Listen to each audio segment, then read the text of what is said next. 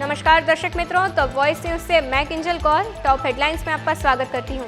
आप देख रहे हैं आपके अपने विस्तार की प्रमुख खबरें। एक नजर आज की प्रमुख खबरों पर। महाराष्ट्र के मुंबई शहर में तेज हवाओं के साथ हुई बारिश।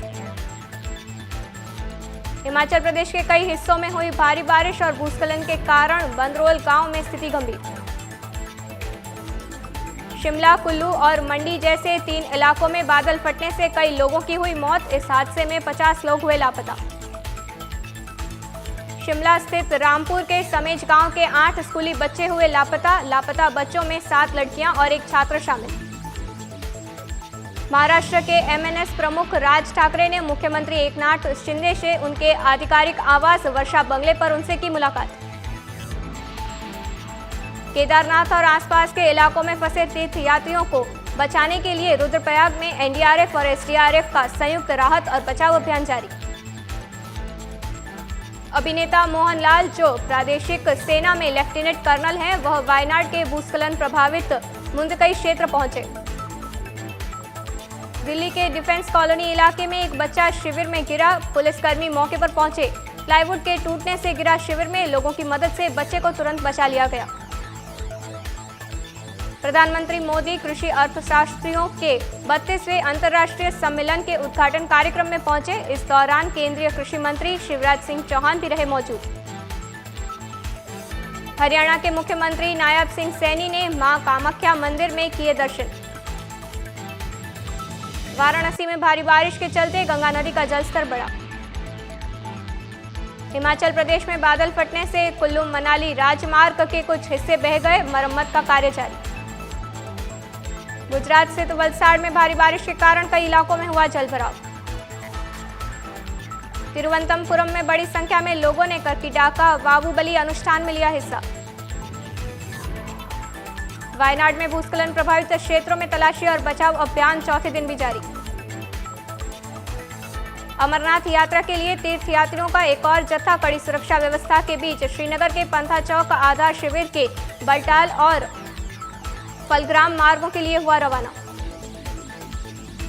मेघालय के मुख्यमंत्री कोनराड के संगमा ने शिलोंग में डुंडर कप फुटबॉल टूर्नामेंट का किया उद्घाटन। श्रीलंका की जेल से रिहा हुए 21 मछुआरे पहुंचे चेन्नई हवाई अड्डे पर। सीमा पार से मछली पकड़ने के आरोप में श्रीलंका ने किया था गिरफ्तार। रामेश्वरम के रामनाथ स्वामी मंदिर आदि महोत्सव में तीसरे क्रम में नटराज मंदिर के सामने की गई तिरुविक्कुलू पूजा। झारखंड में एनडीआरएफ टीम ने रांची से सरत थाना क्षेत्र के निचले इलाके से 35 लोगों को किया रेस्क्यू।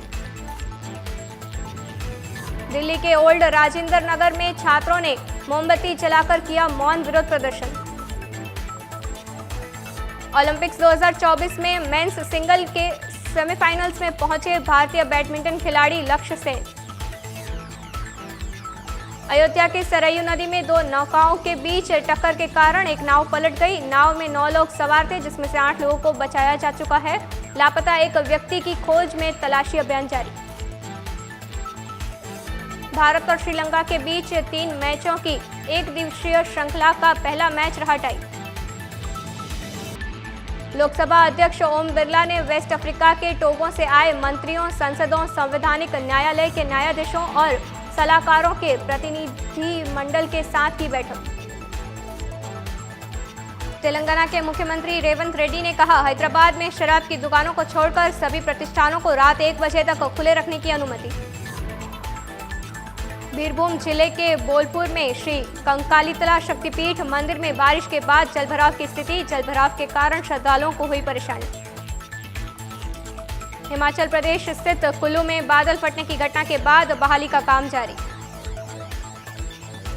जहांगीरपुरी औद्योगिक क्षेत्र में एक मकान ढह गया। मौके पर पहुंची दमकल की गाड़ियां, 4 लोगों को बचाया गया। सूरत साइबर सेल के द्वारा कल एक कॉल सेंटर पर छापेमारी की गई। ये नौकरी के नाम पर बेरोजगार लोगों का डेटा लेते थे और ऑनलाइन कोर्स करने के नाम पर पैसा ठग लेते थे। सूरत क्राइम ब्रांच के डीसीपी भावेश रोजिया ने 10 लोगों को किया गिरफ्तार। गंगा के जलस्तर में वृद्धि के कारण फंसे 16 तीर्थयात्रियों को उत्तराखंड में पुलिस द्वारा बचाया गया। मध्य प्रदेश स्थित छतरपुर में फायरिंग की घटना सामने आई। 65 वर्षीय व्यक्ति की गोली लगने से हुई मौत। लोकसभा नेता प्रतिपक्ष और कांग्रेस नेता राहुल गांधी और कांग्रेस महासचिव प्रियंका गांधी वाड्रा ने वायनाड में भूस्खलन से प्रभावित मंदुकई और पुरंची मट्टम गांव का किया दौरा। पश्चिम बंगाल स्थित कोलकाता में भारी बारिश के कारण हुआ जलभराव। उत्तराखंड स्थित सोनप्रयाग में भाजपा नेता अनिल बलूनी ने केदारनाथ के भूस्खलन प्रभावित क्षेत्रों का किया दौरा। राहत और बचाव कार्य में जुटे एनडीआरएफ और एसडीआरएफ के अधिकारियों से की बातचीत। हिमाचल प्रदेश स्थित कुल्लू मनाली बाईपास रोड पर वाहनों की लंबी कतार देखी गई। कुल्लू मनाली हाईवे पर मरम्मत का काम जारी। उत्तर प्रदेश के मुख्यमंत्री योगी आदित्यनाथ ने काकोरी ट्रेन एक्शन शताब्दी समारोह और हर घर तिरंगा अभियान की तैयारियों को लेकर आयोजित बैठक की अध्यक्षता। झारखंड स्थित रांची शहर के कई हिस्सों में भारी बारिश के कारण जलभराव की स्थिति देखने को मिली।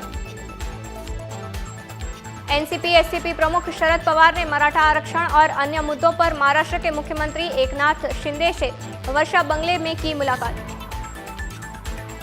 झारखंड स्थित रांची के केंद्रीय मंत्री व भाजपा नेता संजय सेठ ने भारी बारिश के चलते जलमग्न हुए इलाकों का दौरा किया व स्थिति का लिया जायजा। टाटा बीएसएनएल सिम का हाई स्पीड इंटरनेट का ट्रायल शुरू, अब सस्ते में मिलेगा data. National payment corporation of India के आंकड़ों के अनुसार यूनिफाइड पेमेंट इंटरफेस के माध्यम से भुगतान में 45% की वार्षिक वृद्धि दर्ज की गई।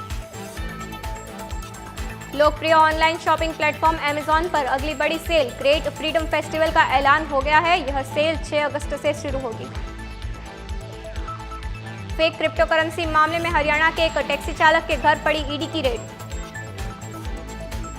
भारत की स्टार निशानेबाज मनु भाकर महिलाओं की 25 मीटर पिस्टल स्पर्धा में चौथे स्थान पर रही। तुर्की के 51 वर्षीय शूटर यूसुफ दीकेक बिना किसी एसेसरीज के फ्लोर पर उतरे और मिक्स्ड 10 मीटर एयर पिस्तौल शूटिंग में सिल्वर मेडल जीता। जम्मू कश्मीर में टेरर फंडिंग के मामले में बड़ी कार्रवाई की गई। इस मामले में 5 पुलिसकर्मियों सहित 6 सरकारी कर्मचारियों को भारत के संविधान के आर्टिकल 311 के तहत सेवा से बर्खास्त कर दिया गया है। भूस्खलन प्रभावित वायनाड में केरल के वन अधिकारियों द्वारा 8 घंटे के अथक अभियान के बाद एक दूरदराज के आदिवासी बस्ती से 6 बच्चों को किया गया रेस्क्यू। आर्टिकल 370 की बस्ती पर आतंकी हमले की आशंका के चलते जम्मू कश्मीर में हाई अलर्ट।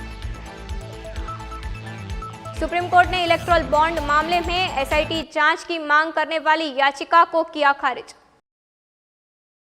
तो ये थी आज की प्रमुख खबरें। अपने आसपास की खबरों की जानकारी प्राप्त करने के लिए देखते रहिए आपका अपना हिंदी न्यूज चैनल दी वॉइस न्यूज।